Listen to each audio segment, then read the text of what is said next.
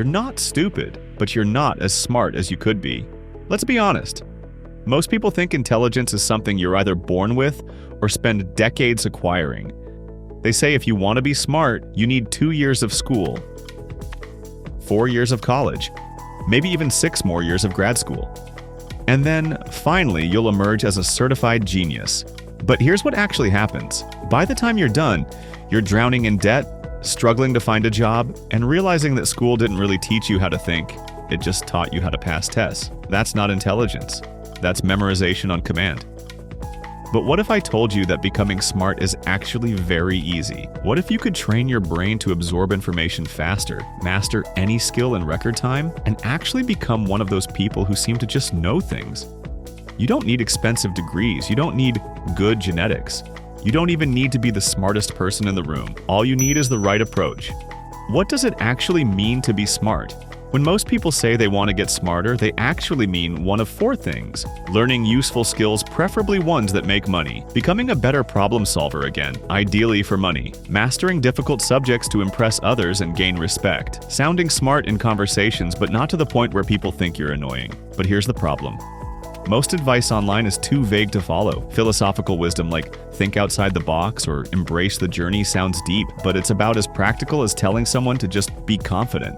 The rest is just brain hack nonsense. Eat blueberries, listen to classical music, take IQ tests. Sure, these things sound good, but some of the world's greatest minds barely slept, never listened to Mozart, and didn't waste time on IQ tests. What you actually need is a strategy. The fastest way to get smarter: read books. Why reading is the ultimate brain upgrade. Fiction helps you read faster, improves your vocabulary, and makes you more empathetic.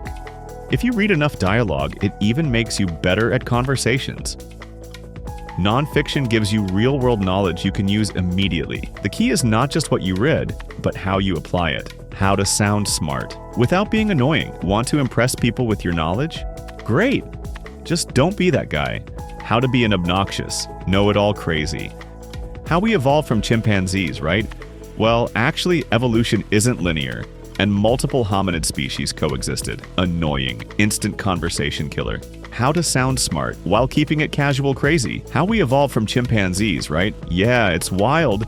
I was reading the other day that humans and chimps actually evolved side by side, not directly from each other. The trick? Share knowledge without making people feel stupid. That way, they actually want to learn from you, and that makes you seem even smarter. Where to find books that make you smarter? Just Google best books about. Sure, books cost money, but if your finger accidentally slips and you accidentally download one from a certain website, well, who am I to judge?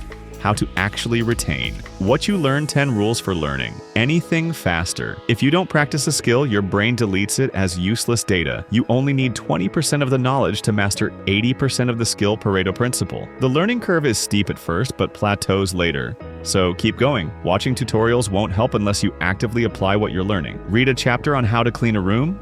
Go clean a room immediately. Read about how to jumpstart a car? Visualize yourself doing it step by step. Key takeaway: your brain remembers only what it thinks is useful. Trick it into thinking everything is useful. Why? This is exactly how schools work. In school, you learn things years before you actually need them. Since that's not helpful, teachers create artificial situations where the knowledge is suddenly important. These are called tests and exams. Best way to study? Rereading your notes 10 times? A waste of time. Doing practice problems? Highly effective. If there aren't any practice questions, make your own and convince yourself the stakes are high. Imagine you're hanging off a cliff and the only way to survive is by naming all the parts of a human cell. Now you're actually learning. Textbooks, the S-tier learning method.